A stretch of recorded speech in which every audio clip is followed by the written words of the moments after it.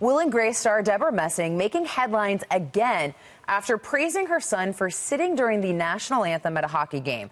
The actress posting this photo with the caption, "Who's crying? I'm not crying. Hashtag Black Lives Matter." So what is the left getting so wrong about patriotism? Here to react, active duty U.S. Army officer, writer, and commentator Jeremy Hunt. Jeremy, so great to see you here in the new year. Happy New Year to you. And what was your reaction when you saw this? Yeah.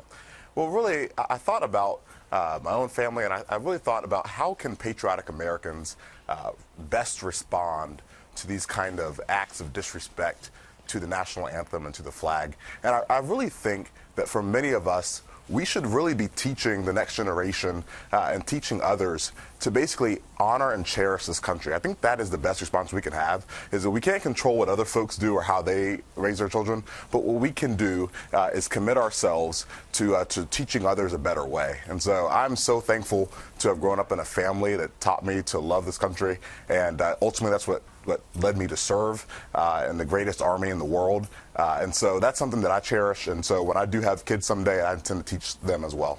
You know, Jeremy, well, first of all, thank you for your service, sir. You know, and secondly, a lot of Americans, including a lot of the viewers at home right now, they view this kneeling as an affront to patriotism, as an affront to our country, or anti-American. And so my question to you, you talk about future generations. How does this impact them? And how does this impact our country? I think how it impacts our country is that we have to be on the offense and make sure that we are teaching folks the better way, and we are very intentional about about the way we talk about patriotism. And I think that we just can't take it for granted anymore. We have to be able to instill these values in the next generation and be very intentional about the way we do it. Jeremy, I want to go to the op-ed that you wrote now. It's a new op-ed, and it involves Disney World's Trump robot being the target of a screaming rant. And the question that we're asking this morning is there really any safe space left from the leftist insanity? Listen to this soundbite first, and then we'll get your reaction on it. Lock him up! Lock him up! Lock him up! Lock him up! And in response, the heckler that you hear saying "lock him up" at the Hall of Presidents there writes, "Anyone that's upset I disrupted a family vacation can check their privilege and consider getting mad about the thousands of children being taken away from their parents because of Trump's racist immigration policies, or the families of the hundreds of trans Americans murdered each year by transphobic and homophobic people, or the negative impacts of the tax bill on poor and middle-income Americans." A lot to unpack there. What say you?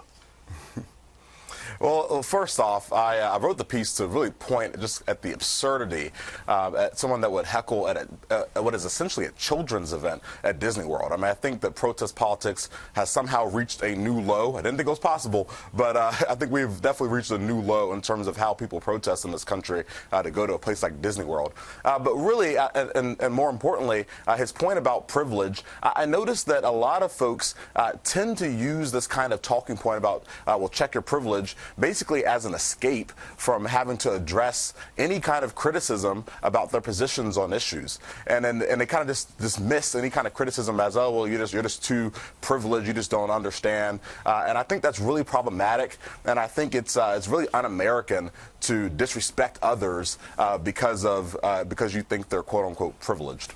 Well, and we're seeing a lot of that happen on college campuses as well. And you're a young American. You know, what do you think of that breakdown on college campuses?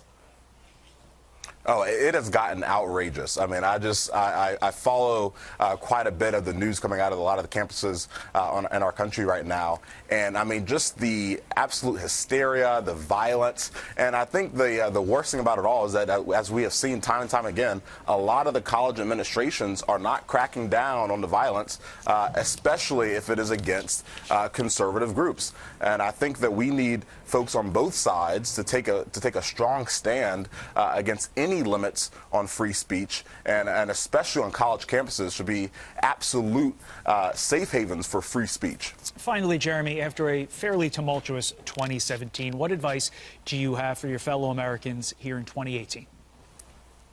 I think the absolute thing we have to remember going forward is that we can't always change how others view our country or how others do things, but what we can do is that if we understand American values, if patriotic Americans want to make an impact, we just have to keep on instilling those values to others and keep on having great positions and having great defenses for why we believe what we believe and why these values are so important, and continue teaching that we live in the greatest country on earth, and we have to keep on reminding folks that we are so fortunate and blessed to be in this great country. Well said. Yeah, very well said. Thank you, Jeremy. Thank you for your service, and Happy New Year.